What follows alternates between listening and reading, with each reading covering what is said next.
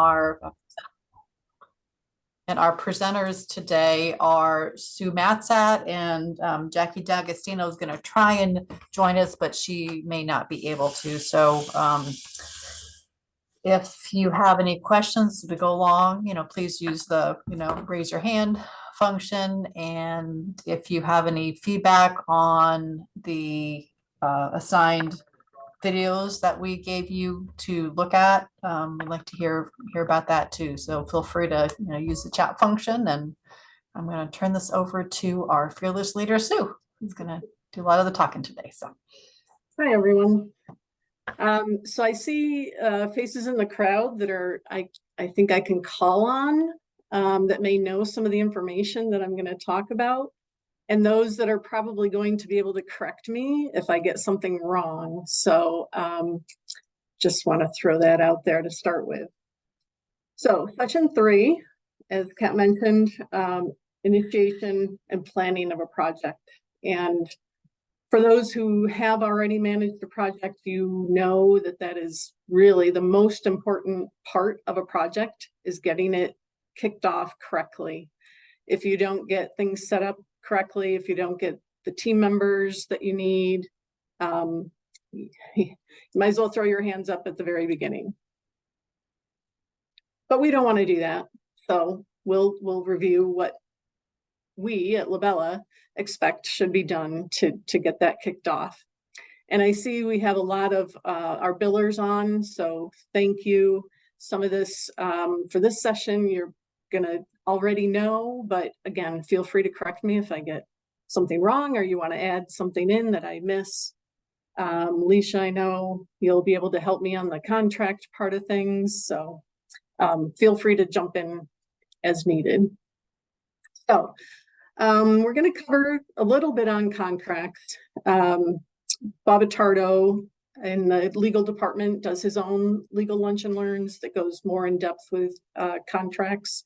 But I'm going to just kind of review what, from a project manager's perspective, you should know and be looking for. And then obviously the scope, schedule, fee, how to kick off a project. And then if Jackie joins us, if she doesn't, I will cover the different types of fee structures, the PIF form, and a little bit of invoices and batch billing. So the steps that we consider that need to be done to kick off a project are securing a signed contract. And signed means both we sign it and the client signs it. Finalizing any subconsultant, subcontractor agreements, including their fees, maybe in the proposal. Somebody went ahead in the proposal and assigned a fee to a subcontractor, subconsultant. Now you need to get them to agree to meet that fee. Understanding the project scope and staffing. You may have not been part of the proposal preparation and just be given the project and said, here, I need you to manage this. So now you're going to need to understand what was agreed to or was proposed, and how you're going to meet that project. Schedule goes without saying. The fee breakdown, again, sometimes you may have in the proposal said it's going to be a % of construction, or it's just going to be a lump sum, but it hasn't been broken down into different disciplines, etc. Availability of the project team members. Again, in the proposal, we usually try to put our best people forward. We hope that they're available. They may not be available. You may need to use people from a different office, or use a plumbing engineer for fire protection to start with. Lots of different cases can be had. And then aligning that fee breakdown with the schedule, milestones, and staffing. We don't want everyone starting off going out on the field all at once, right? There's offense and defense aren't out on the field all at the same time. Completing and submitting the PIF, and most importantly, holding a kickoff meeting with the staff that, at least at the beginning of the project, are going to be assigned to helping you. So it seems like a lot of steps, right? Well, it can be, but it can also save a lot of time as the project moves along if it's done correctly. So securing the contract. In the proposal, you may have, if it was one that was submitted by LaBella, you may have used our standard professional services agreement. Does everyone know that LaBella has a standard agreement? Good, a lot of head shaking yes. So I'm glad to see that. But it may be a different kind of contract. But before you even explore and read through that contract, I would encourage you to go to our intranet, to our legal page, and check our state registrations. So just because we proposed to perform certain services in a certain location doesn't necessarily mean that whoever was involved in that proposal actually checked to make sure that we can provide those services in any given state. We have a lot of states that we can do a lot of things in, but I would encourage project managers to make sure to check our state registration information page, because there are states where, say, we aren't able to do landscape architecture, or we aren't able to do geology. So just throwing that out there. And I'm sure Alicia can show you better where to find that on the legal page. So types of contracts. So sometimes we get agreements from the client. They may have put that in the RFP and said, here's the agreement that we expect you to be able to sign if you are going to submit a proposal. Obviously, our architects use AIA agreements a lot. We have, it's called the EJCDC, which is an engineering standard agreement. We have term agreements. We have master services agreements. Also, purchase orders can be a contract. Signed proposals, as long as there's a place for both LaBella and the client to sign those. And then obviously subconsultant agreements, subcontractor agreements are part of that overall agreement. So just a couple of points that I think have come up throughout the years of people don't know what to do. If you have an existing term agreement or master services agreement, there's no need when you propose on a task or a next assignment to send that client the LaBella professional services agreement. You really only need a task order or a purchase order, because all of the terms and conditions of that agreement have already been executed. When I talk about terms and conditions, so there's lots of different terms and conditions, but a few that I wanted to point out. There are some legal, some that relate to human resources, technology, and we've seen a lot more of our clients, because we're working with more energy sector clients, industrial sector clients, that have compliance requirements that include all of these things like cybersecurity, sustainability. We're with HR, we're working on human rights policies for, yes, we do not employ child labor, etc. And then obviously our diversity status of our subconsultants, subcontractors, we are tracking that in Deltec now. So, minority women, veteran-owned, and when I say employment practices, it's the equal opportunity, again, the human rights, the labor requirements, etc. And those are all in our standard professional services agreement as an exhibit. So if you haven't read through those, I know it's it's great, bedtime reading, but I would encourage you to read through all those, understand them, if you have a question about them, because a lot of times with our subcontractors, we require them to meet those same terms and conditions.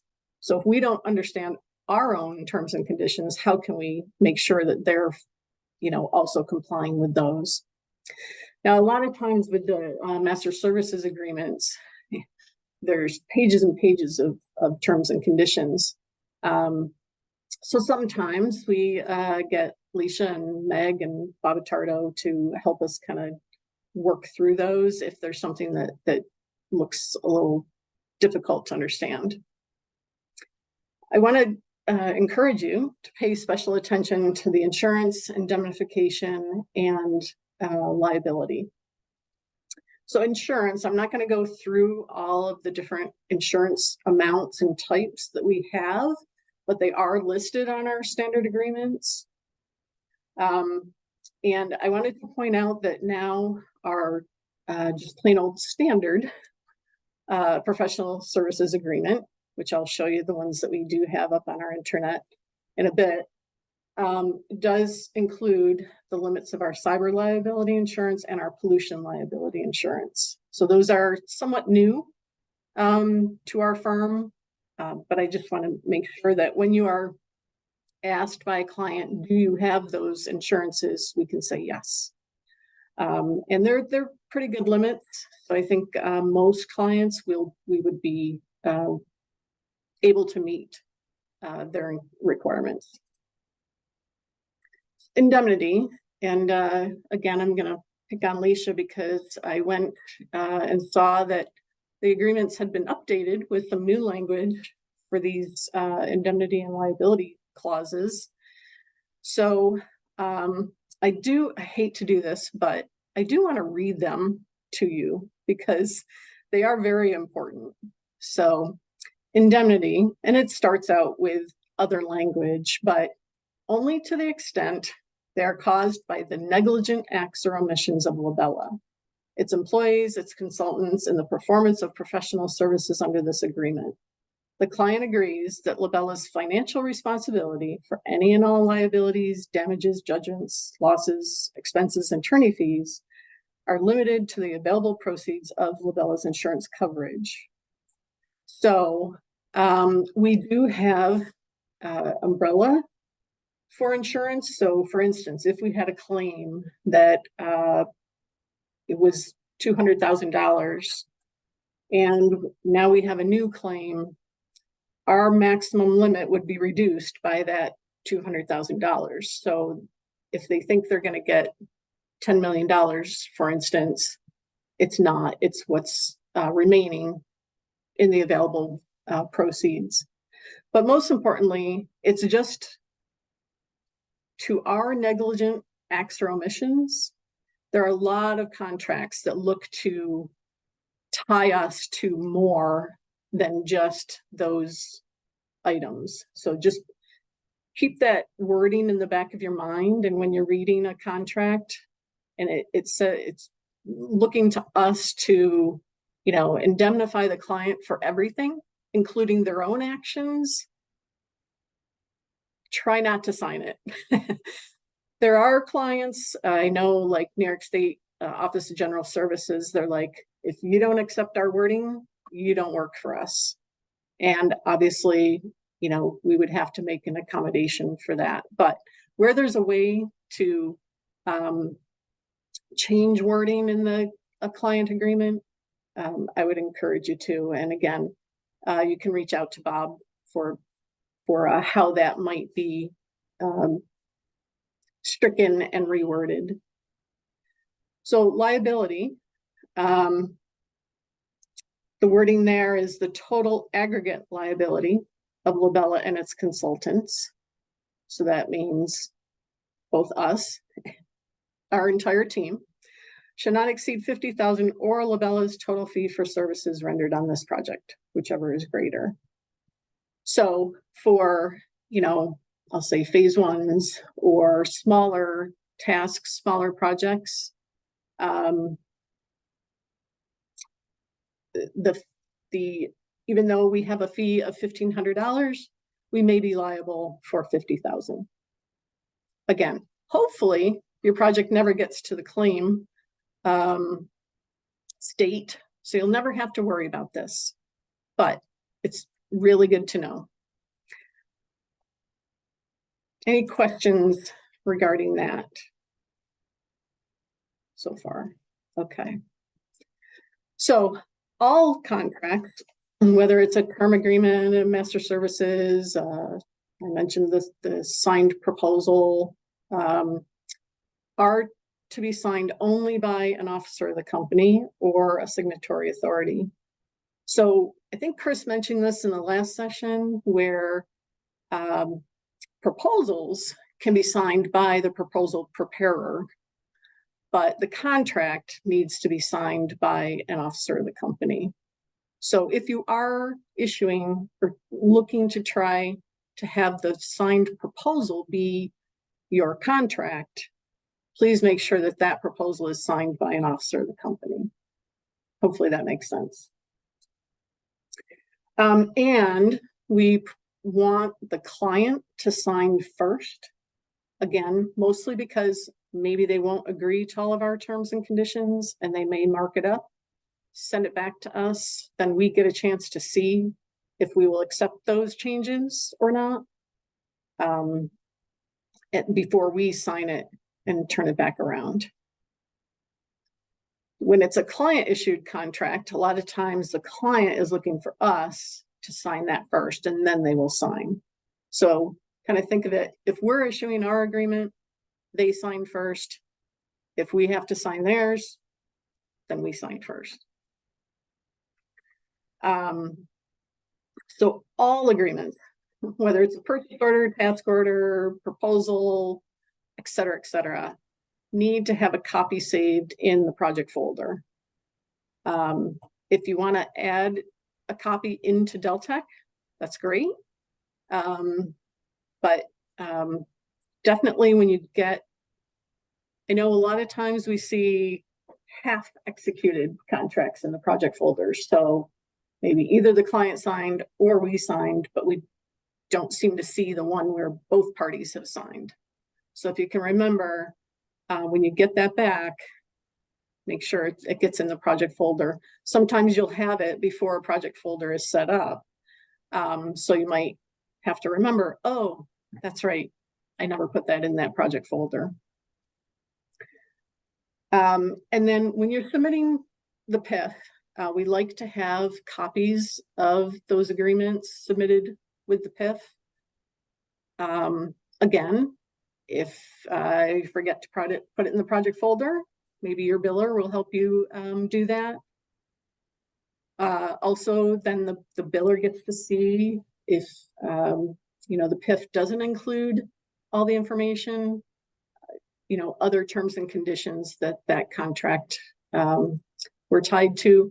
A lot of times contracts have send it to this the invoices to this email address and then send them to this address also.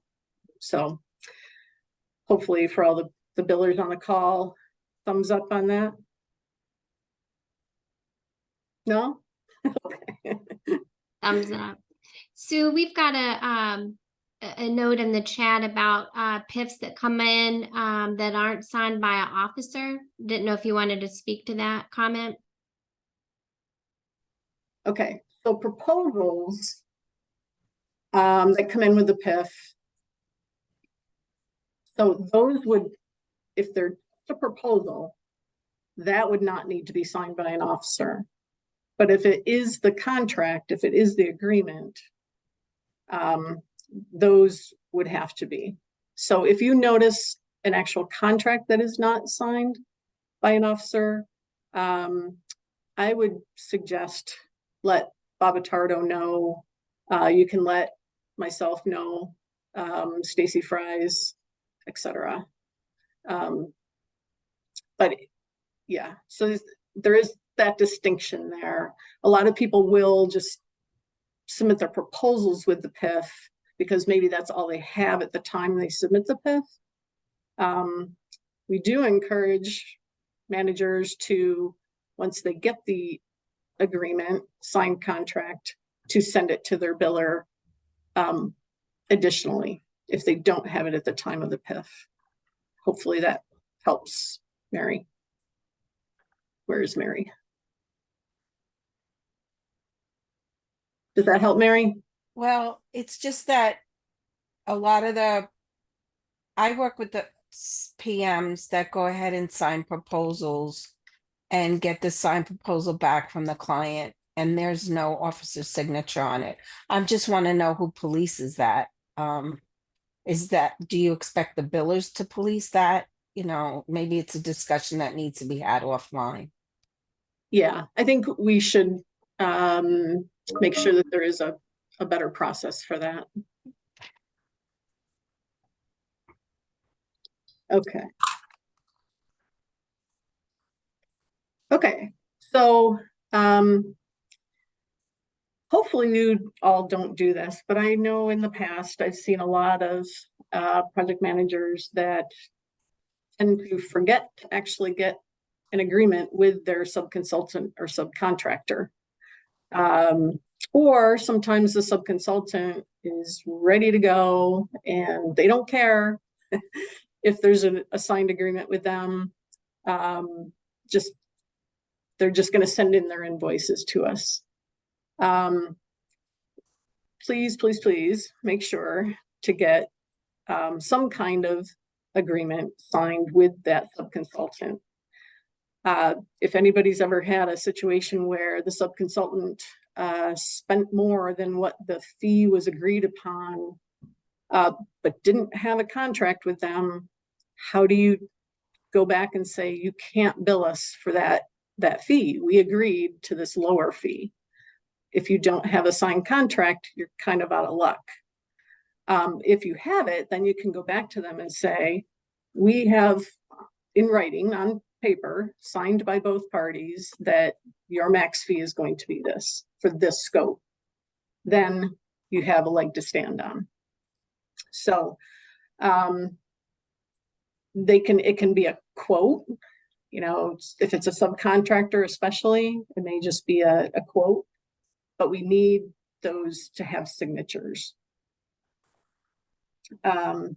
We do, as a company, sometimes sign their agreements.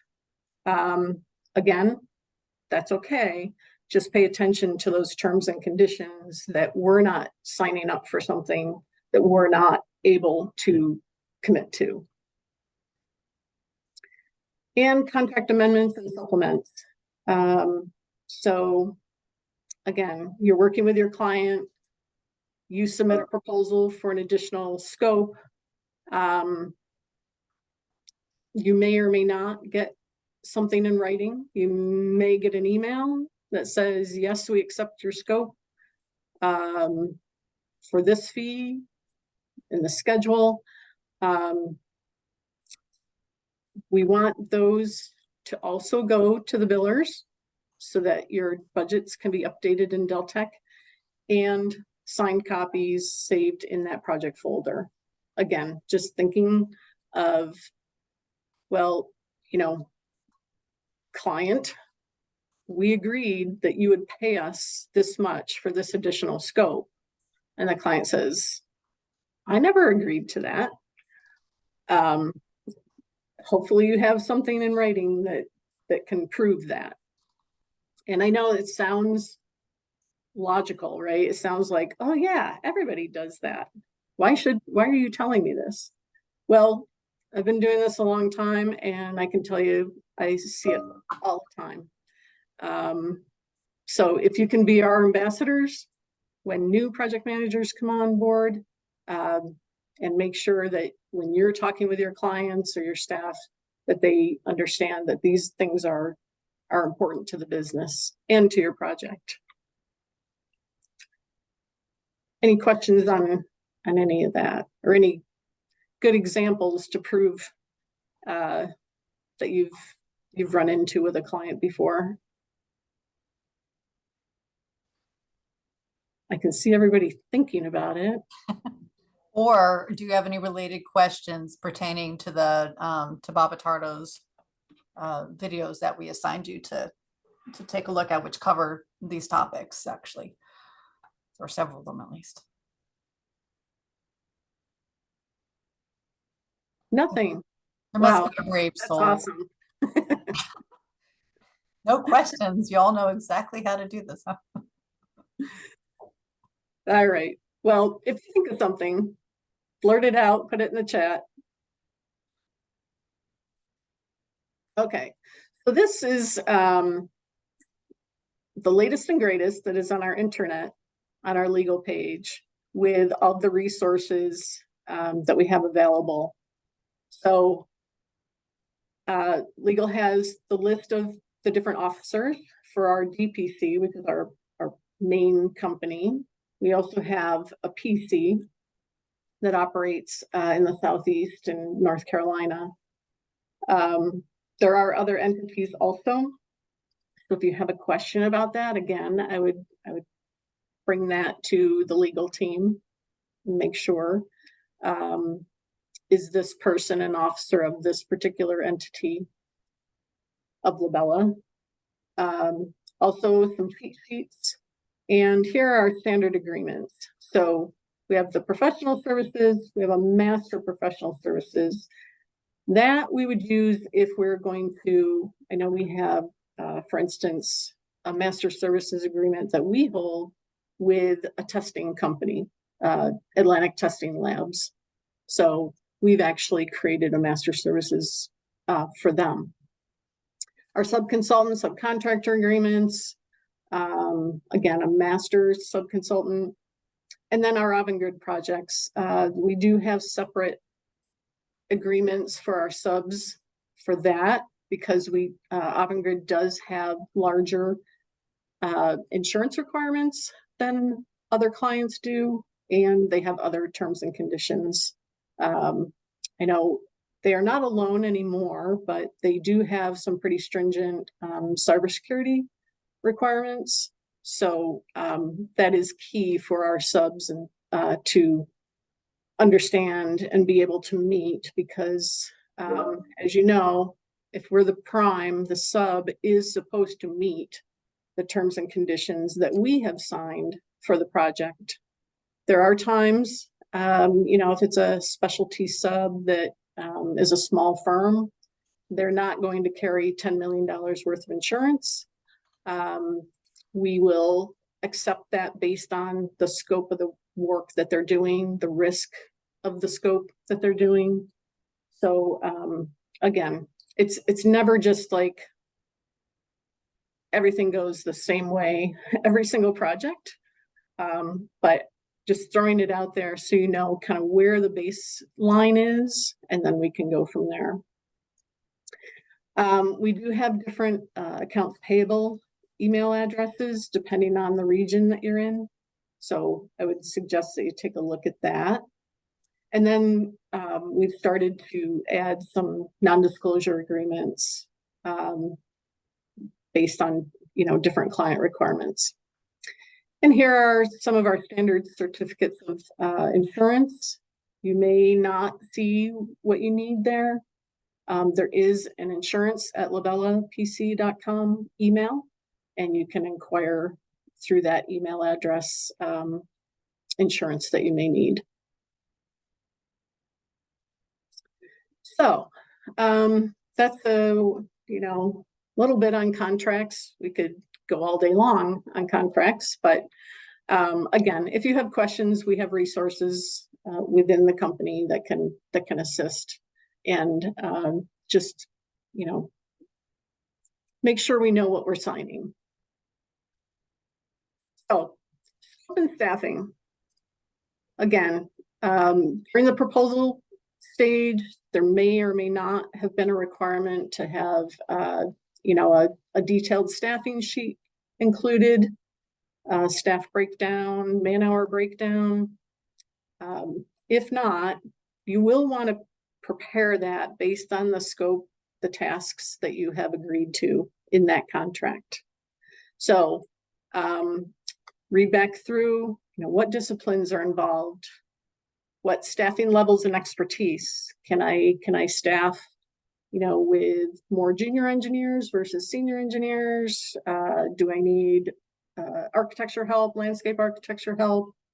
And what billing rates are associated with any of those given staff levels? And then outside consultants again. You did your best during the proposal to anticipate who and what kind of services might need to be available in the project, but it may come up that, oh, gee, I never realized I needed somebody that knows rock, and now I need a specialty geotech firm that specializes in rock. Sometimes the subs are requested by the client.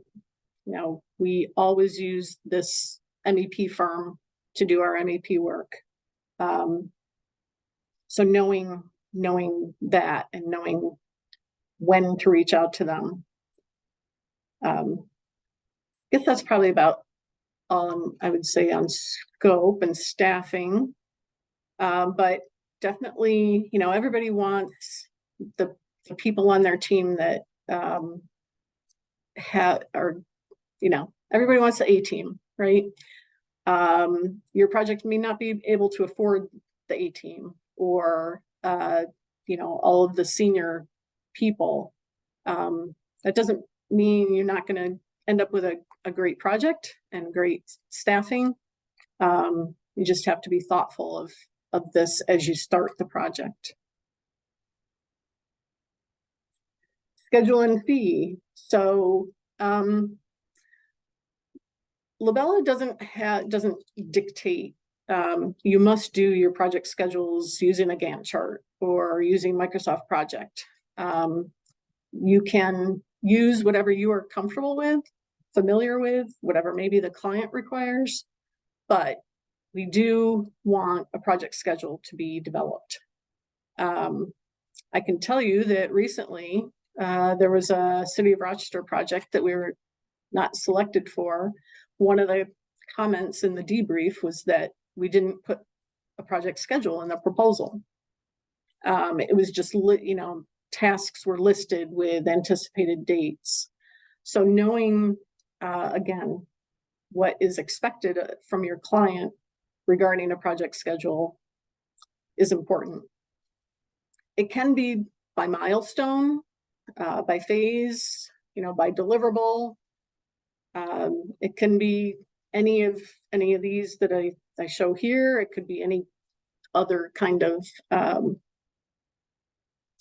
I don't want to say graphic, but knowing, again, not all disciplines need to start at the very beginning of the project. Typically they're phased in as the work gets developed.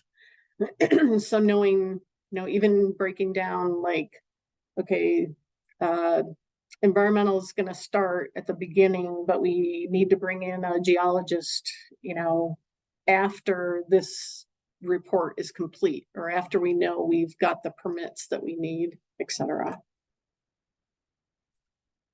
And the project fee. So again, it could run the gambit in the proposal of how that fee was listed out. It could be by phase, it could be just one great lump sum, could be by units, it varies. But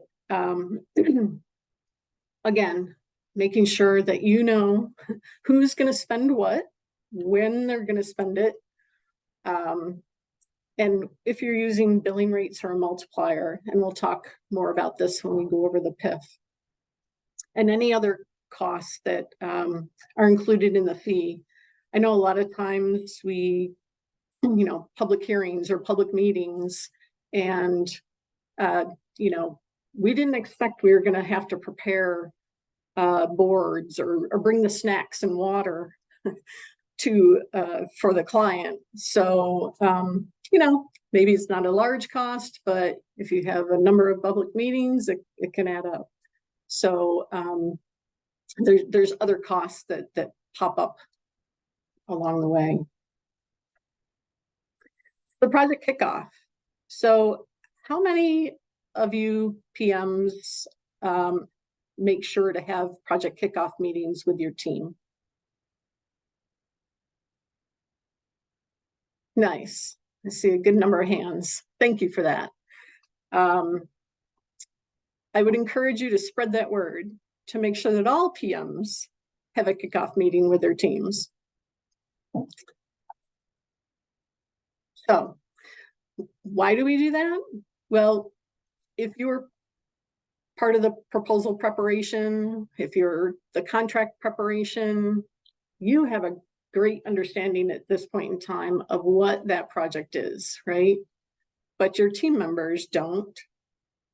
They don't know yet what's going to be expected of them, how much they have to spend, how many hours they have to do the work in. And you need to share that. So we have some tools, some templates on our intranet, on our quality GPS page that can help that people have used in the past. You probably have your own template for a work plan or a kickoff meeting agenda. But you can, if you don't have one, you can find them here. So what we encourage for kickoff meetings to have in the agenda, excuse me, include on the client side, who is leading the project from the client side? Who are the decision makers? Who are the people that I need to reach out to if I need, a certain piece of information? Other LaBella staff that are involved. So hopefully you have kind of the project leads for each discipline that are going to be on the project. Maybe you know the entire team. If you do, that's great. Let everybody else know who they're going to be working with. The overall project objectives, maybe you've worked with the client before, so you know a little bit of their history. If you know that, that would be great to share, like, hey, this client, as long as you do X, Y, and Z, you're going to make them happy. But don't do J, because, that is something that they're very attuned to, and that can make or break this project. That's being a little extreme, but it does happen. Obviously, the detailed project scope, making sure that everyone knows what they're expected to do and what you don't want them to do. A lot of times people have an idea of what their level of effort is going to be, which may not be the same in your mind of what their level of effort needs to be, especially if they're producing a drawing set. At this phase, we only need you to have a rudimentary plan. At the next phase is when we expect, 50% complete, 75% complete, etc. Budget.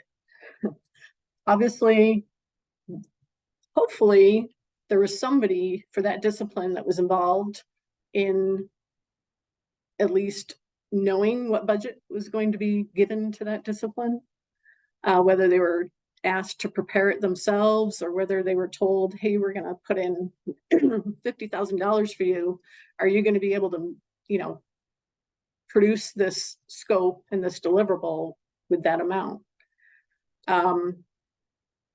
But there may be people on the team that weren't part of that, and they're, how many times have you heard, there's no way I can do all that work for that budget? Well, maybe you need to find a way, working with that discipline of, well, what can we do to make sure that we meet that budget? This is the time to have those conversations, not after somebody's already put forth, 80 hours of effort, and you're like, what were they doing? Well, maybe you never talked to them at the beginning. Obviously, schedule, all the parts of a schedule, a lot of times it works well to, here's the end date, and here's how we have to work back from that end date. versus, because if we miss phase 1, then phase 2 is going to be that much farther out. Phase 3 is going to be that much farther out. And Kat would, she may want to say a little bit more about this, but this is a time to talk about hazards that you might find on the work site, job site, what PPE is required. I know, where's Chris Silva? You might be going into a confined space in a dam, and you need to make sure you understand, what is required from a safety point of view.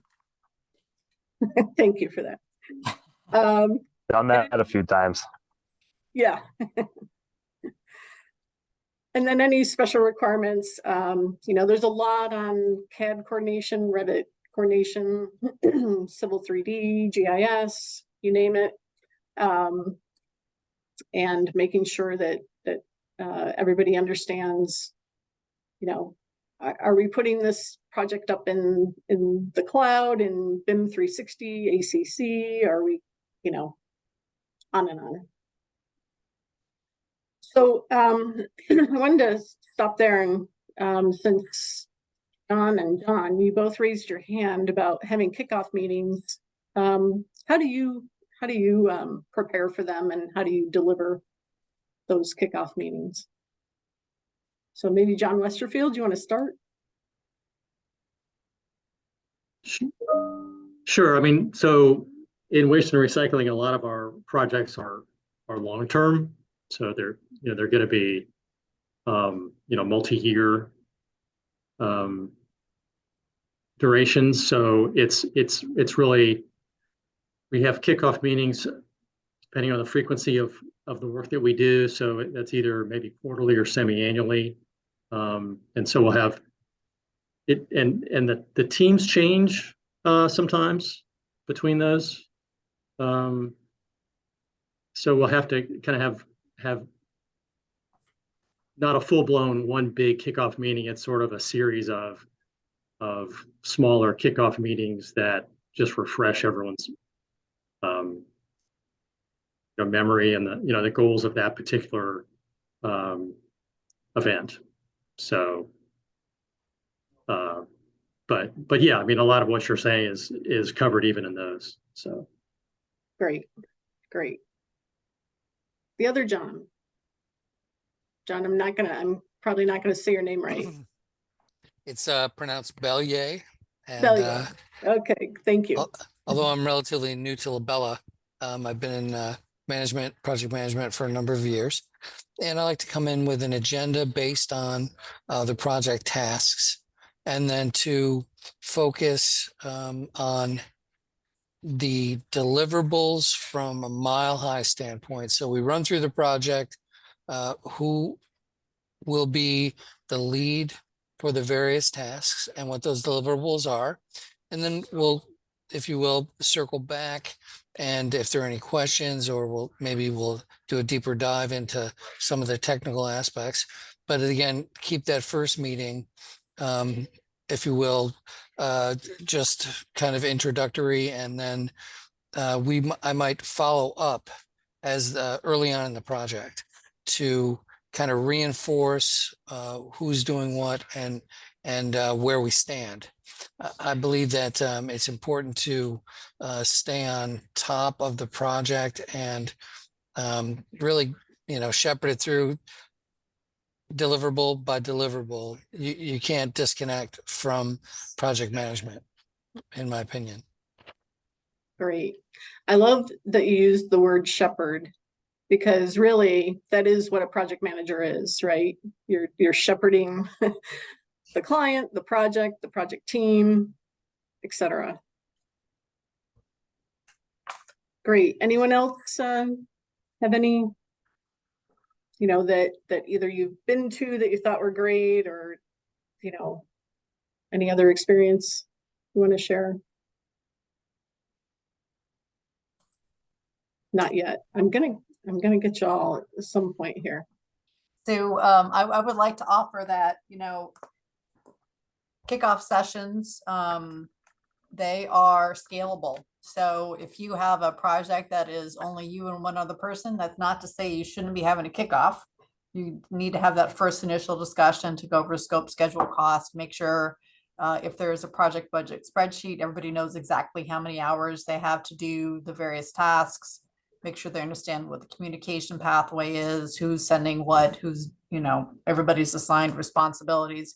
And if it is a large team and it's a large, including external consultants, oftentimes these meetings will also, they will include those external consultants as well as the client.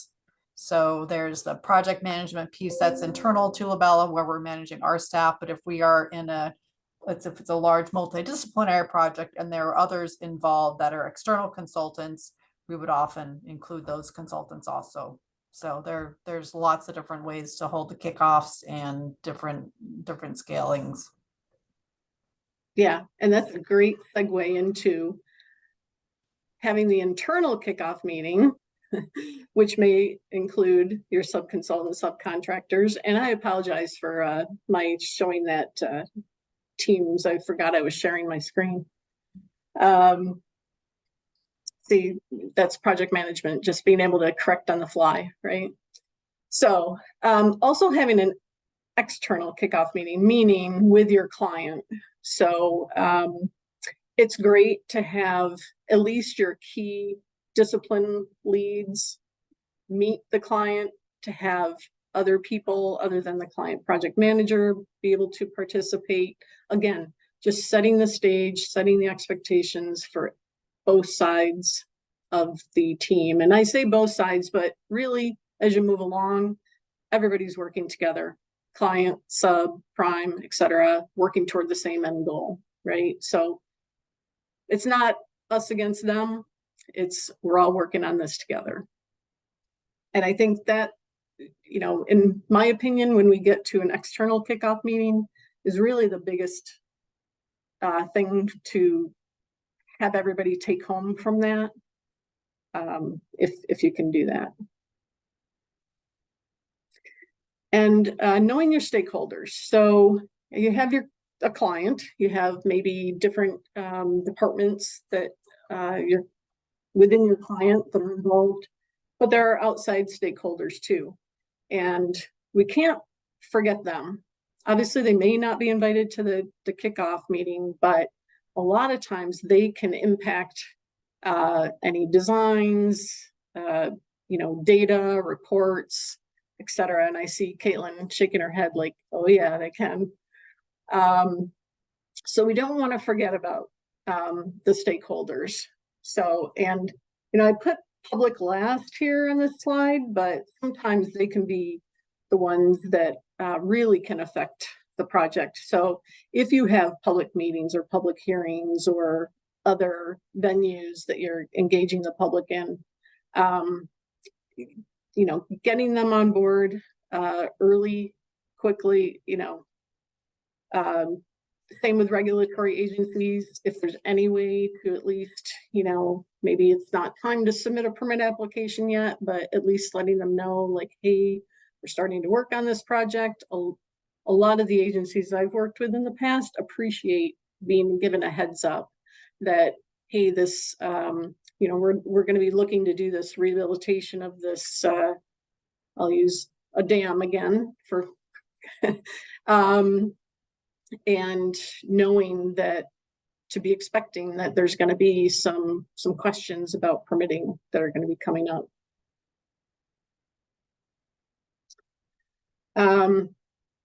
Make sure you know with your client though, who is expected to reach out to any given agency or stakeholder. A lot of times there are, I'll say, you know, some public groups that the client says, look, we need to be the ones to reach out to that group because we have a standing relationship. We have, you know, it's our job to do that. Or we expect you to do that for us. So knowing who really needs to take the ball is important. And building that trust and confidence with all of them that, hey, we're here. You are part of our team also. We're not here to, you know, clear your land and do bad things. we're here to help.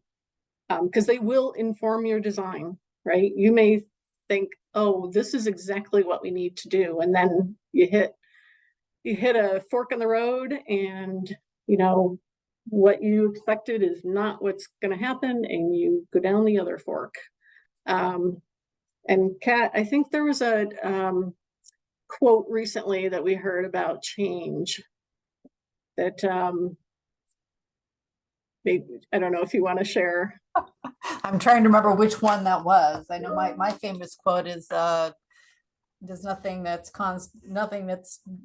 definite except for death, taxes, and change, especially when it comes to project management. As soon as you get the project, something's going to change. So you have to be prepared for that. And so I think, one of the keys for a project manager is expect change. Expect it, figure out how to manage it, how to deal with it. And, don't be afraid of it. Sometimes change, you're like, I never thought of that. That's a great idea. So with that, I think it's probably time to we usually take a 10-minute break, and then we'll come back and we'll talk about fees and PIF. So Heather. All right. So we will meet back at 12:02, everyone. Okay. Hi, everyone. Thanks for coming back. So this is a session that usually Jackie D'Agostino does. I'm going to do the best I can. Again, billers, please correct me if I get something wrong. But I think I can handle it. So, okay. So we're going to start out with talking about fees, types of different fee structures. So as we mentioned in the proposal, hopefully there was some kind of fee structure laid out. And some of the typical ones that we see are listed here. There's likely more, but probably the biggest one that I see, so architects usually use lump sums. We have lump sums for phase ones, certain like SWIPs, and some kind of singular tasks, or tasks that are multidiscipline that may be based on percent of construction, etc. Phased fixed fee, if you have, say, schematic design development, construction documents, or you have the first phase is a schematic report or a design development report, et cetera, et cetera. A lot of the transportation projects have phase fixed fees. And then hourly, no max, which is awesome if you can get that. Hourly not to exceed is another typical, depending on, you'll have a man-hour breakdown. You bill based on billing rates, the number of man hours, up to a max. And then there's, which we have just recently started, is some unit billing, unit tables, and then mixed fees. So a particular phase of a project might be a lump sum, but then another phase might be a fixed fee or hourly not to exceed, which, as a project manager is, even more fun when it comes to billing. But with that fee structure is also knowing what your billing cycle is. What is the expectation of the client? Are you billing at the end of, or after you've sent them a deliverable? Are you billing them each month? Are you billing them a set fee each month? Obviously, their cash flow, their accounting basis is just as important as ours. There's a lot of times when we see project managers not billing, and that's not good for anybody. Not good for the client side, not good for our side. So know the expectations of the client. We have received a number of calls in the past of you know, I have this money that's available on this project, but your project manager is not billing. So do you want the money or don't you? And we obviously say yes. We will submit those bills to you. So Becky has prepared some slides that show you what these different fee structures might look like when they are included on a draft invoice. So you may or may not have seen all of these. You may not, you know, I see Mike Hall here. Thank you, Mike. You know, as an architect, you might only ever see the lump sum, but at least now you know a little bit about what some of the other structures are that some of the other divisions and disciplines are using. So the lump sum. So it's going to record services for a given time period. We do have a set billing schedule.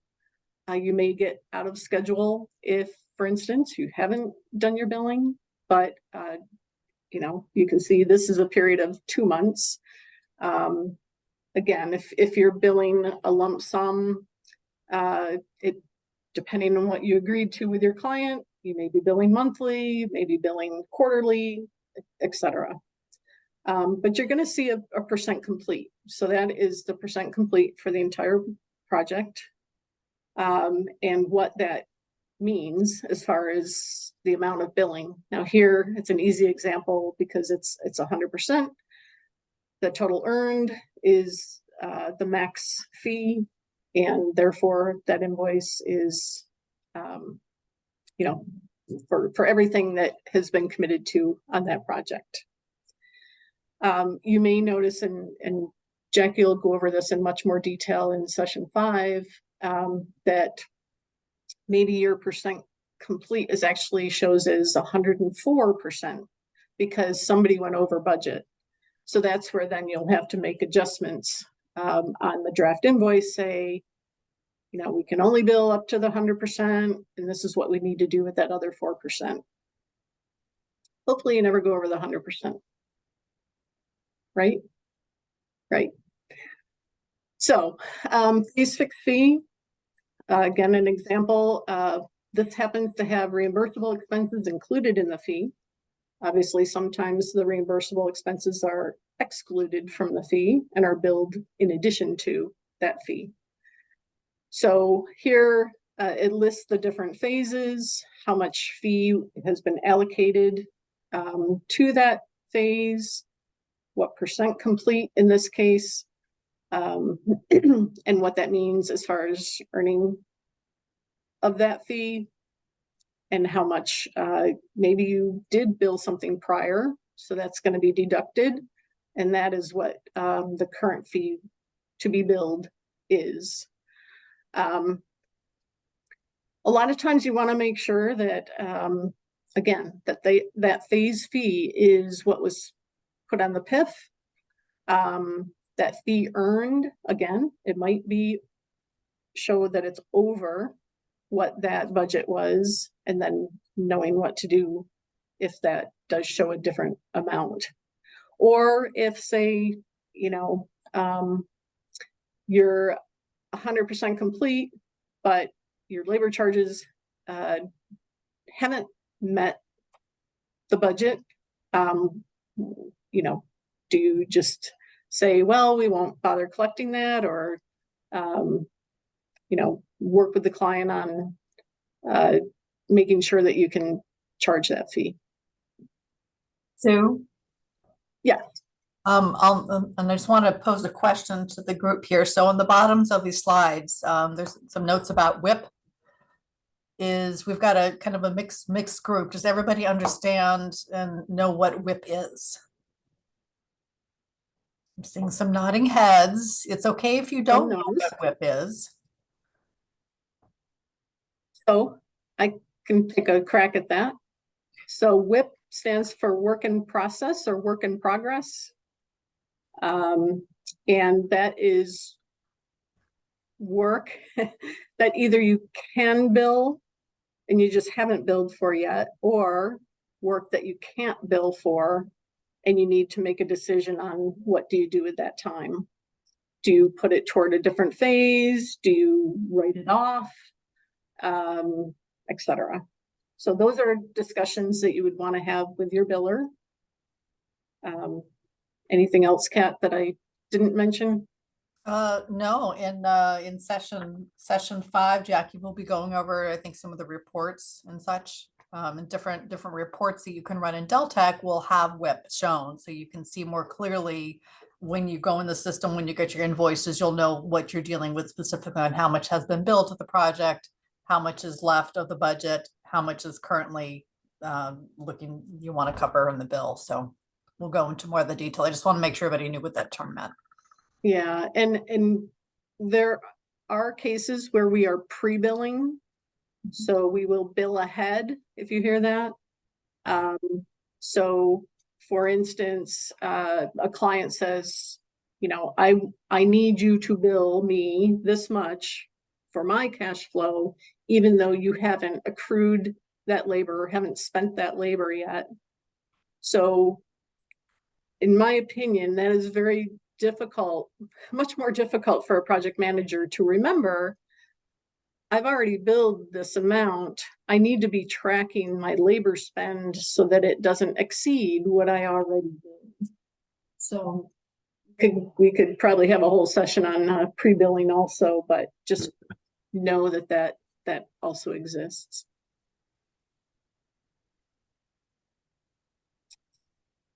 Okay. Okay, the difference here is just reimbursable expenses not included in the fee. So here you see under billing limits, there's also a section for expenses. So there may be a limit, an overall limit on expenses. There may be a limit on each type of expense. So again, you would want to make sure that you understand what is able to be billed as a separate expense, what isn't. That should be in your contract. If it's not clear, definitely talk to the client, make sure that you understand what is and what isn't, and what those limits are. Does everybody understand the criteria for using these different billing types? Like why you do phase fixed fee versus lump sum versus something else? Somebody want to tell me what kinds of projects and in what circumstances do we do lump sum billing? And this is an open learning environment. So if shoot something out, if it's not wrong, I'll still love you for putting something out there. So. In general, in my experience, we've, our preference is to do lump sum fees for any project where the scope is well defined and we have a pretty clear idea of what it's going to cost to do it. But we have most of our clients, we also have general consulting tasks for things that just might come up, for extra out of scope things that, we expect, that we have to, we have an unexpected exceedance at a, sampling event and we have to go and resample. That's an out of scope cost. So we have a general consulting task that we bill that kind of thing too on a time and expense basis. Yep, you nailed it in one, and Aaron just also put a comment in there that we use lump sum billing when we have when the scope is well known, when there are not a lot of unknowns, and when we feel pretty confident that we will be able to execute the work either within the fee or we will be able to make money. So those are the times when we do lump sum projects. This phase fixed fee is the reason that popped into my mind with this particular slide is there are some projects where we know what our fees are going to be, but there might be some elements to the project that are subs or mileage or things like that, where it may be a little bit less clear. And so in this case, we would have the reimbursables as a separate line item and not rolled up into our lump sum fee. So. Great. So unit billing, again, this is a relatively new type of fee structure for LaBella.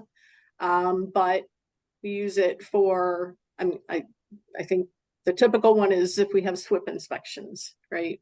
We know we're gonna do 5 inspections, we're gonna charge, in this case, 1,100 each. And so we will bill you based on each of those inspections.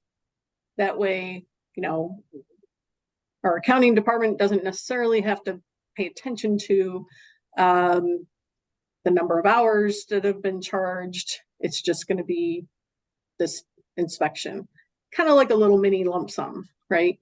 For a particular, again, even more defined scope of work. Unit table, so just a little bit different. Instead of like a mini lump sum for a task, this is for typically equipment. We're gonna use this geoprobe. We charge, you know, $1,500 a day for that geoprobe, and that's different than a reimbursable expense where you wouldn't have to include a copy of a receipt to show the client for that expense. This is just an expense that they've agreed. You can charge them that particular amount for that piece of equipment for any given time frame. I know a lot of you on this call are obviously very well aware of that being an option. And hourly. So I think hourly, obviously, billed on the number of hours at the rate that is assigned to that particular, either that person or that title. And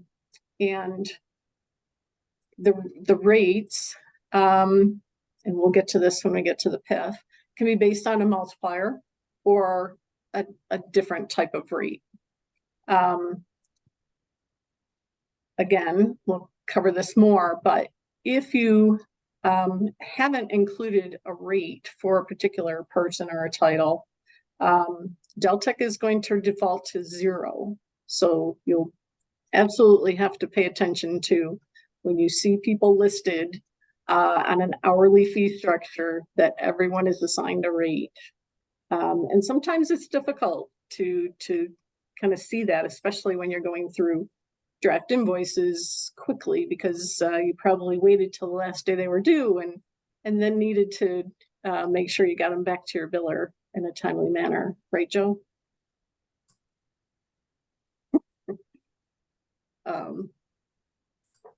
And then obviously hourly not to exceed. There will be a limit included here. If you can see the billing limits, whereas the previous slide didn't show a limit. So that's whatever you're billing is what you're billing. Here you do have, you're showing who performed labor for so many hours at a certain rate, and you are adding that up toward the total max. Again, this is one of those where you would want to pay attention on the invoice that if that goes over your total limit, you would need to do something with that overage. So that's where, again, if the project's over, Deltek will automatically write off that overage. I always want to double check with my biller to make sure that that is the case. I don't want to assume that Deltek will automatically do anything. So just keep that in mind. I mean, ideally, if you get an, ideally, we're checking in Deltek every week on our project status, and we are not getting an invoice where we've gone over, because if we, typically what happens in a project is if we get to the invoice and we're already over, we've gone, either something's gone haywire, we've gone out of scope, or we've spent too much time, or somehow there's been, something's happening. And because we don't want to lose money, we should be having a conversation with our client as soon as we identify any discrepancies between budget and what's being billed and charged to the project by staff. So if, hopefully you try and prevent this from happening and are in there every week checking on your budgets and then working on change orders with the client. But if it does happen at this point, like Sue said, either you're gonna have to either have a decision and discussion with somebody to figure out what's gonna happen with that time. Before, hold on, before we move on, there's a excellent question in the chat. Yes, and I was going to say that I am going to answer that question, Carl, when we get to the PIF, if you can Okay. hold on for just a few more slides. And reps are issued after additional weeks of time can already be posted. Mary, do you want to kind of fill us in on what? Sure. When you receive your drafts and there's already an overage, there have already been additional timesheets. There can have, possibly be already additional time posted to the job. So the overage that you're seeing on your draft could actually be more if you're not paying attention to your project's statuses. So, Right, because the Absolutely. invoice is one point in time. yeah. Yeah, and again, on session 5, Jackie will show all the reporting that project managers can see in their dashboards and in Deltec. Once you've been given project manager access in Deltec, you have the ability to see how charges are being spent Real daily, time. even though we only do timesheets weekly. So definitely track those weekly. As you say, like Mary says, don't wait till the invoice comes out. In some cases, by that time, it's too late, right? Timesheets have been posted, revenue's been accrued, et cetera, et cetera. Okay. So rates. Rates can be based on a multiplier. So it could be a direct labor rate times 2.6, say. And a lot of times contracts will specify that. I know a client that I work with a lot, the City of Rochester, from their engineering services department, it's always, 2.6 or 2.7 times direct labor rate. So definitely look in the contract for any requirements on that. You also can choose to just use a multiplier. And you guys can correct me if I'm wrong, but I think currently LaBella is like 2.35. Usually try to use 2.4 as the absolute minimum. If you can get higher than that, excellent. And for some projects you can. Specifically, if it's a expertise that the client is really looking for, a special discipline, etc. Again, if you're using rates, and we have quite a few different rate tables, and those, unless I don't know if I can do this quickly or not. I think they're on, and Kat, maybe you can look for me while we keep going through this, where all the different rate tables are on our intranet. Yep. So if you do use a rate from a rate table, again, that can vary. So LaBella has a overall standard rate table. We have Tennessee, we have an Eastern region table. We have, if you have a term agreement, you would likely have a rate table that was agreed to for that term agreement or that master services agreement. So lots of different ways that those rates can be assigned. It could be contractual, it could be a LaBella standard, it could be a LaBella standard for a given location or region, etc. So definitely something to pay attention to. But if you are using rates, then everyone that is working on your project needs to be assigned a rate. So I'm going to say, if you use the LaBella standard rate table, make sure that the titles that you're putting in match the titles on that rate table. And I know that sounds simple, but it can get difficult for people who, well, you know, they really don't fit that title, but I want to bill them at that title. So therefore, I'm going to use that title to and that rate associated with them. So in some cases, let's say it's a junior engineer, that may get you a 3.0 multiplier. Whereas a senior person, for that rate, if you can't, you know, say it's project manager, not senior project manager, you may get a lower multiplier for that rate for that person. But when you look at the overall project and the overall team, that ends up making, say, a 2.6 in general for that project. Sue, would you like me to share my screen so I can show people where the rate tables are? Sure. Do I need to stop sharing? I'm going to see if I can just take it away from you.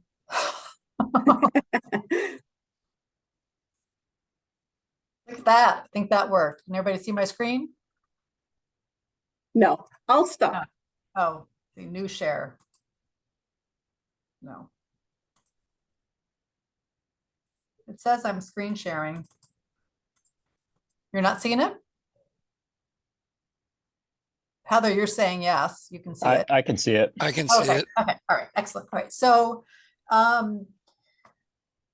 and next session, I'll be going into a little bit more like some of the resources that we have for project managers on the quality GPS PM page. But the rate information is in a couple different spots. As we alluded to earlier, there's a new internal intranet, which is going to be coming out at some point in September. And so when that happens, I'll be sending out a communication about where resources are. But for the time being, under project forms and tools, under operations, under forms, you can see this is where our firm-wide rates are, hourly rates are. And then our Eastern region and Tennessee billing rates are here. If you go to the regional page, the rates for Eastern region are here, are also here also. Or they were here also. I guess they're not. I guess they're just on the forms page. So I guess for right now, this is your kind of your one-stop shopping. This page has a whole lot of resources for project management. And if you do have questions as to where a particular employee would fit, like Sue said, you know, reach out to your biller. They'll take a look at what the employee's pay rate is and figure out, you know, where what category they would best be suited for. All right, I'm going to stop sharing now. You can take it back, Sue. Okay. Yeah, and are the pay rates available to all LaBella employees? Direct labor rates are not available to all LaBella employees.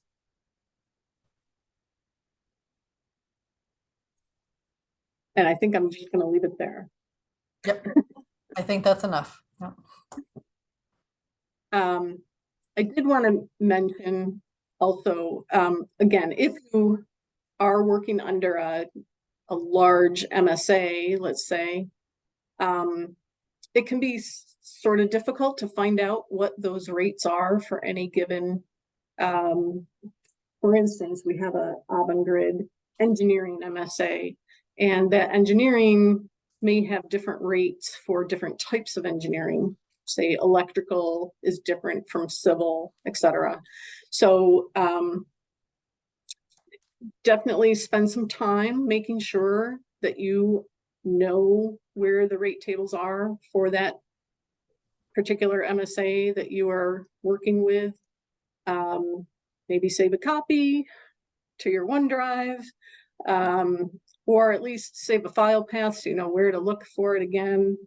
Obviously, the accounting department and the billers will be helpful, but they may not always know either specifically which rate table applies to the type of work that you are doing. So easy as mud. Okay, so the PIF. Everybody, actually, there is a poll question. Let's see if I can do this. I forgot the first poll question, so let me ask you this. Hopefully everybody sees that. Well, hard to read, yeah. But if you could put in your answer, that'd be great.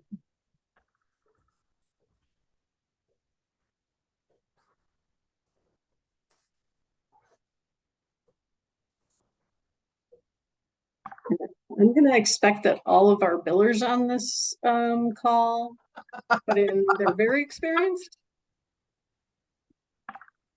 All right. Yeah, we're lucky in this particular session. We have a lot of billers in this session because they're interested in understanding, what we're all learning as project manager in the project management training. So we're very thankful that they're here this day. So great. So we have a wide variety. So good. I'm glad we're reviewing this then. Actually, do I need to? Okay, so there's the results. So we have a wide variety. So let's talk about the PIF. All right. So what does PIF mean? Some people call it a project information form, but we like to call it a project initiation form because it is what initiates the project. From a financial point of view, from your project folder point of view, that's what a lot of people in the background use to help you set up your project. Things to know. I think the first thing is, and I see everybody here that has submitted a PIF has been using the new PIF, but the first thing to know is that a new PIF was uploaded to the intranet last month, and that every project manager should be using that new PIF because it includes a lot more information that is helpful to us when we're looking at various metrics to report out for the business, for your divisions, for your disciplines, for your regions, et cetera, et cetera. So I know it seems like we just keep adding and adding more fields to that, but please know we do use them all. They are purposeful. We're not just trying to make it difficult. So that said, so project numbers. And I probably don't need to read this, but if it's not tied to a base number, like a term agreement or a master services agreement, it's a standalone project. You can leave the project number blank. That will get assigned through Deltec, through accounting, and an email does go to the project manager, to the biller, and to the project setup team. That project setup team is really IT to set up the project folders. If you have a contract number like a term agreement number, an MSA number, etc., please put that in. We do like to track by those agreements, how many tasks have been assigned, etc. And I should say that, way back when we first started using a PIF, the PIF was mainly, and please billers don't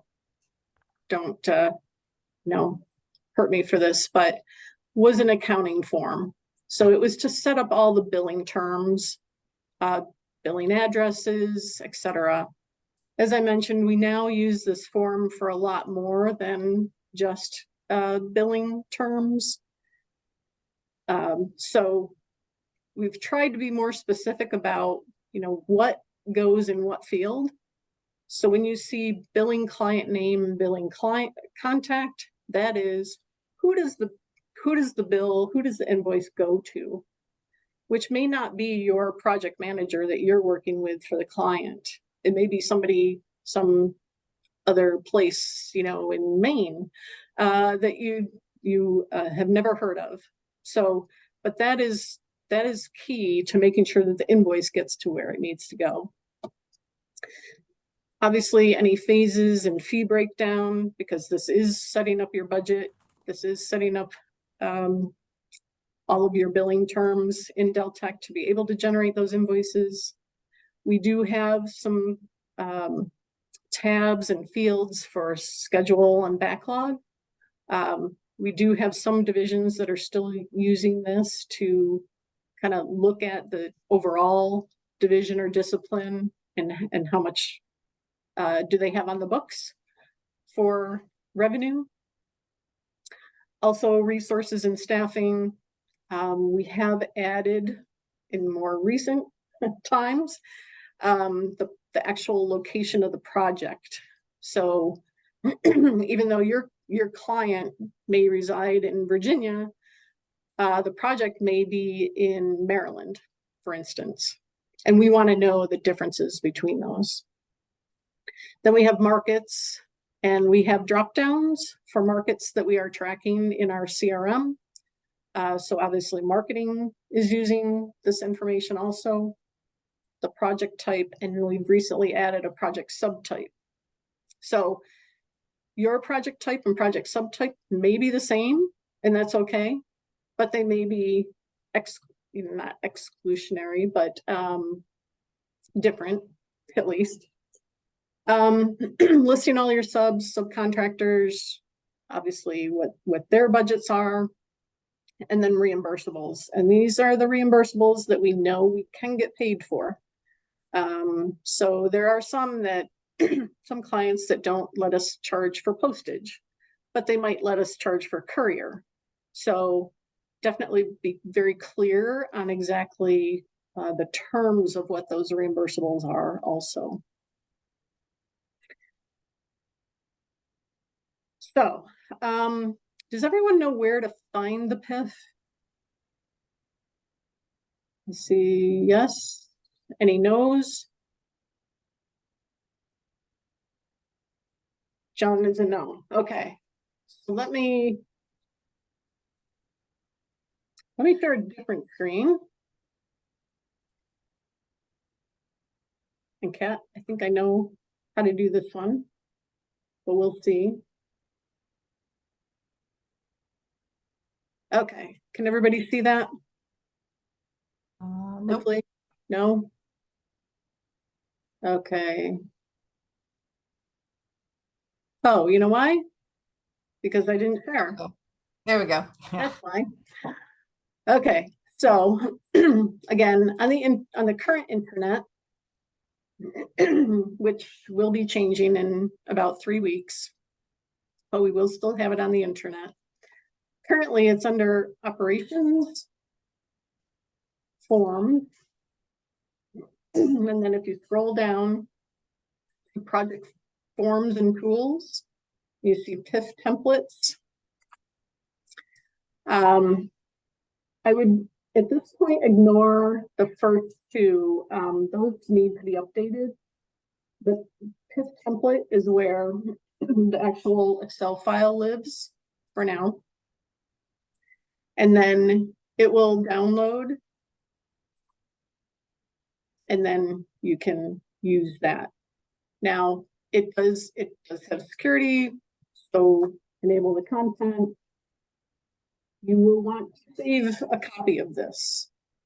If you try to edit, I can't guarantee that it will save all the edits. It should, because it downloaded your own copy, but I always like to make sure that people save it to the project folder, the proposal folder.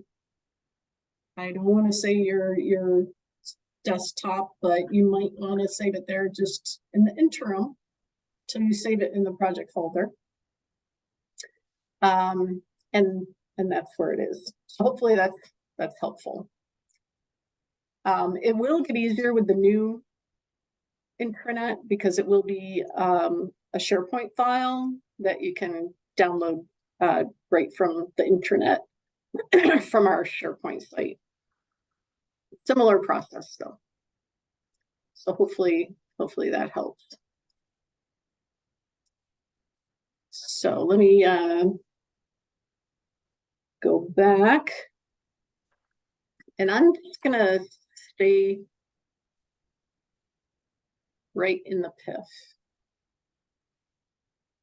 But let me see if I can move that over. Or you guys are all in front of my my PIF, so I'm gonna move you. Okay. All right, everybody can see this, hopefully. All right, so let's just walk through the tabs of the PIF real quickly. Project number, target multiplier. Again, if you want to use a target multiplier, you would put a say 2.4, 2.6 in here, but then you would not fill in billing rates. If you leave this blank, that's fine. And then you would go over here and fill in billing rates, or you can just, to your biller, say, use this billing rate schedule. And hopefully I'm not saying anything wrong there, billing people. Again, the client name, this is the client name, not your project manager of the client name. Not, you know, if there's a parent company, it's the people that you signed the contract with. The client billing contact. So that could be your project manager, or it could be whoever is noted on the contract to be sent the invoices. Obviously, a client billing address. This is, again, the billing address for where the invoices go, not necessarily where your project manager lives or works, I should say. Again, phone and email of that billing contact. Again, not necessarily your project manager for your client. It could be the same. A lot of times it is the same, but just know that it could be different. Project manager. Hopefully, since you're all here, are project managers, you would be filling this out for yourself. There are some administrative personnel that create PIFs for project managers. So just making sure that that project manager name is correct. And then there is a drop down for the divisions. So you would just select a particular division, which is not letting me edit yet. There we go.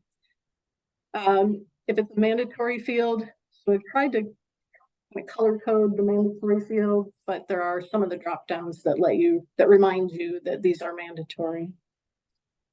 Obviously, we said the market, project type, project subtype, and then the fee type, which hopefully all the ones we went over with earlier are listed there. And total fee amount, that's going to be LaBella labor, sub-consultant labor, all of your expenses, etc. That's your entire contract amount.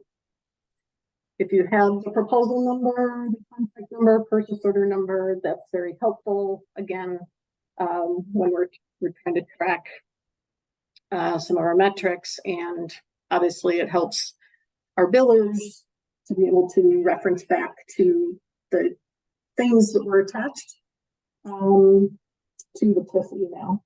And I kind of skipped over that, but does everybody know that there is a PIF email address? No. Okay. So when you're creating a PIF, it needs to be sent to the PIF email address. And if you were to just start an email in your to line, if you type in PIF, if you're a LaBella employee, it should kind of just show you that from the global address book. If not, if you go to and you search PIF, you should be able to find it's just pif@labellapc.com.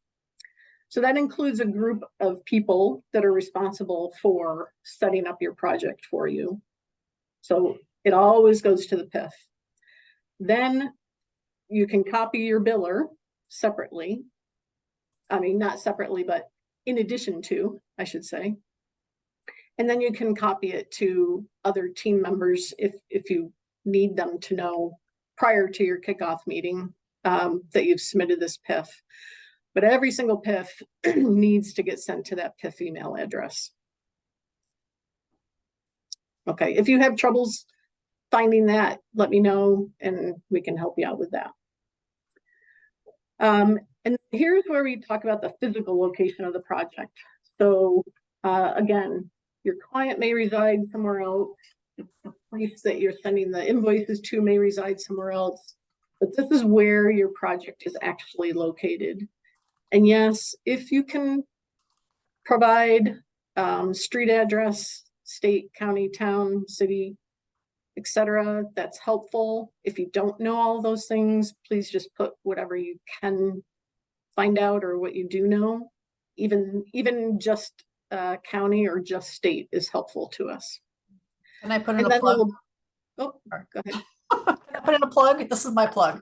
As Sue mentioned, this information, the project initiation form, is used by accounting, by marketing.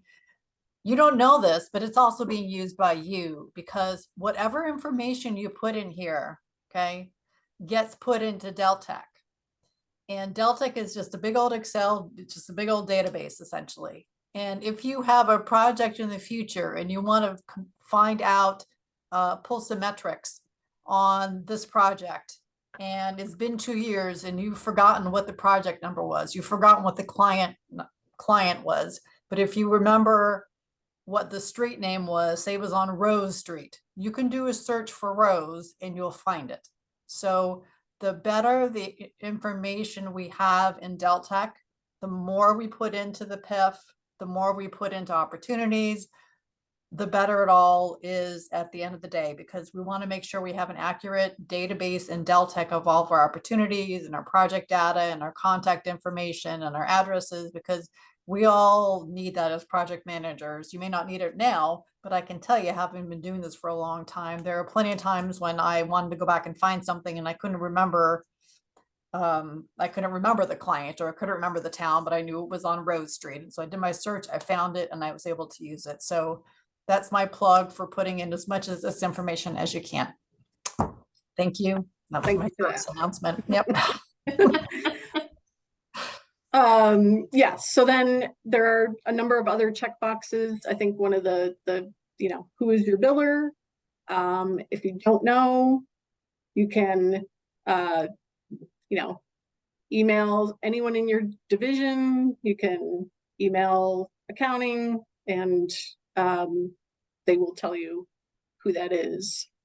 I think everyone would appreciate that being filled in versus, I don't know, I'm not going to work to find that out. How are we invoicing? Whether they're mailed or emailed, and then what is the email that those go to? If there is an additional, if it goes to more than one email address, there is a tab here for other project notes. That's where you would say, it also needs to go to this email address. And then obviously, so this is if you have different fee types for different phases, you would use this column. So say your first phase is a lump sum, it's a, I don't know, wetland report. But the next phase is some kind of monthly monitoring. It might be unit-based, it might be hourly, etc. So that's if you have a project that has different fee types for different phases. And then obviously we don't have a set what you number each phase or what you list as each phase, if you use A through Z or you use a 1 or just 1 or 100 or 200. But I would encourage you to check with other PMs that do similar types of projects, or check with your billers to say, what is the typical I want to say wording or numbering for any of our given phases. Let's do phase name. then LaBella only labor. So that's obviously just our people. Any reimbursable expenses that are tied to that phase, and then any sub-consultants that are tied to that phase. So hopefully that makes sense. And I'm gonna try to speed it up here, but the next is if you are going to list either employees and, you know, if you know the number of hours, their billing rate, or just the titles of the people that are going to be working on that. All your sub-consultants, including subcontractors, would go here. And we have added in I think the last year and a half, we've added this diversity status, which includes a number of different types of businesses that they may be. And we do use this. There are a number of our clients that I mentioned earlier have compliance requirements. We do have to report out on how many sub-consultants do you use for us, meaning that client, in any given quarter or any given year. And we are judged on that. That can, you know, make or break whether we not get a contract and we get vendor approval or not. So please, if you know, do some research. If you don't know, to fill in these diversity status fields.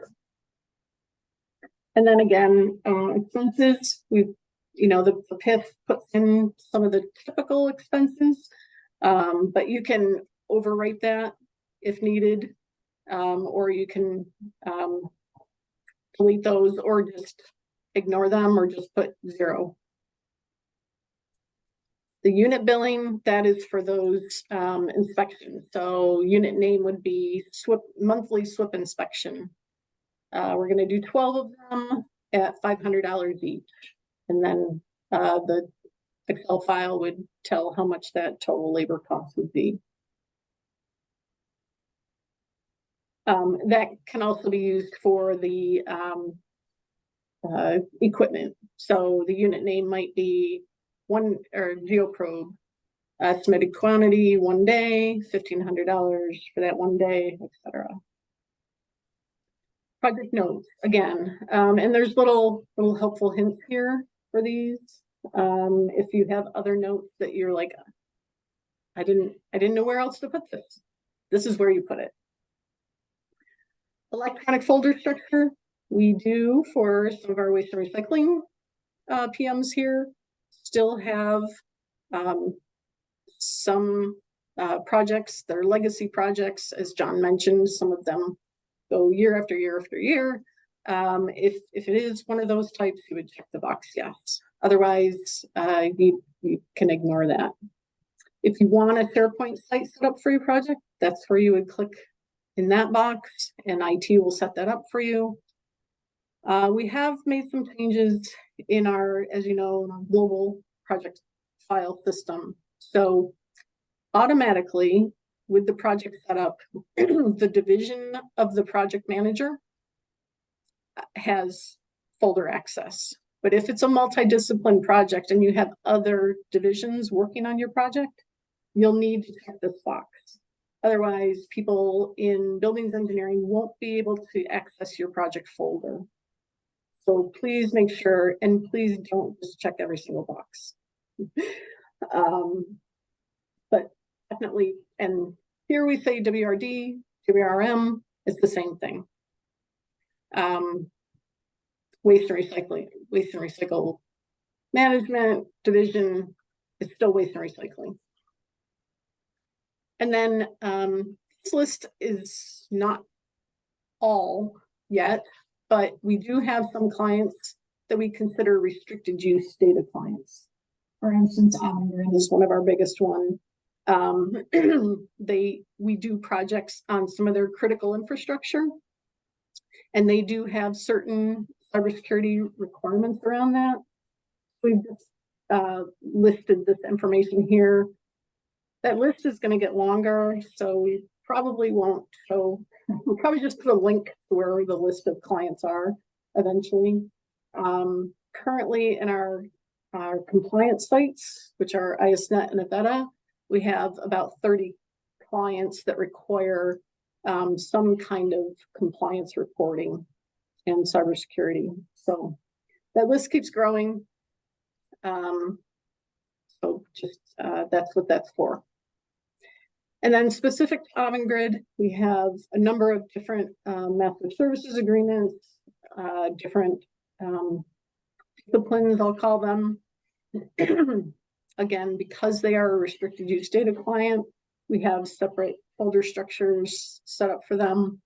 So that's what this list is. So if you are project manager that works on Avangrid projects, you would want to check which discipline or which program that project needs to be set up under. And then spread of backlog, again, currently the PIF only shows up to 12 months. Your project may last more than 12 months, but since we're looking at kind of that yearly revenue, that's what this is for. So if you start the project in May and if you know and you anticipate your spend of $10,000 a month, you can, or $1,000. Then you would just put that in there for any given months that you know that you're spreading your project work over. If you don't know this, it's not required, but it is helpful when we're looking at overall company revenue. And then the same with the fee distribution by division or discipline. If you obviously you have a budget, if it's a multidiscipline project, just please put in those dollar values here. And then there are some checks and balances when you put in those numbers. It might give you a hey, this doesn't match with your first tab, just as a double check for you.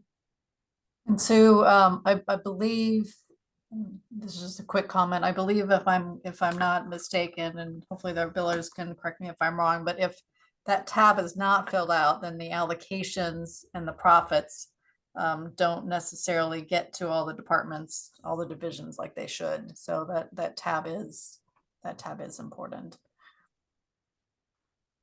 And then this, if the previous fields are filled in correctly, this will auto-populate, and this will kind of show you your distribution of division by phase of the project. So again, just kind of more of another double check, but I know this is also helpful to accounting when putting the information into Beltec. So I know that's a lot on the PIF. Are there questions?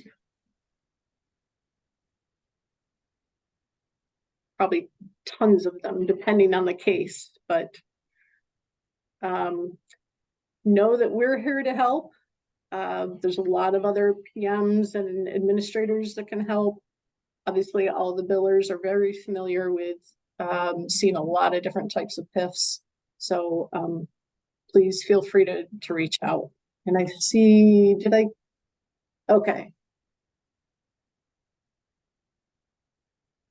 So, Erin, I wouldn't say my sleep, but more than 2 for sure. You want to fill us in on? No, for the PIFs, it was like, could you do it in your sleep? And I'm like, well, I wouldn't go that far. But Gotcha. I've done more than 1 or 2. But actually, this is good. I do have a really brief question.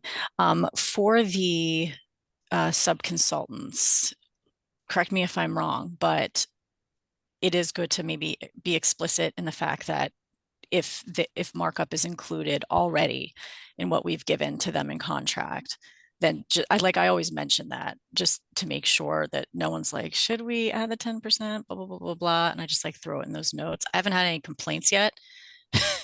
So I don't know, but that was something that came up repeatedly for me.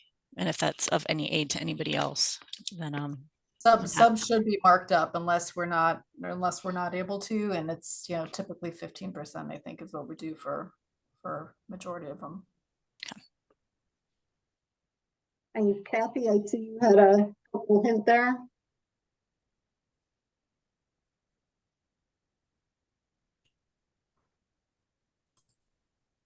Yeah, all I said, Sue, was with the project numbers, with the PIF, the other time that you should make sure that you put one on your PIF is if you have a contract pending.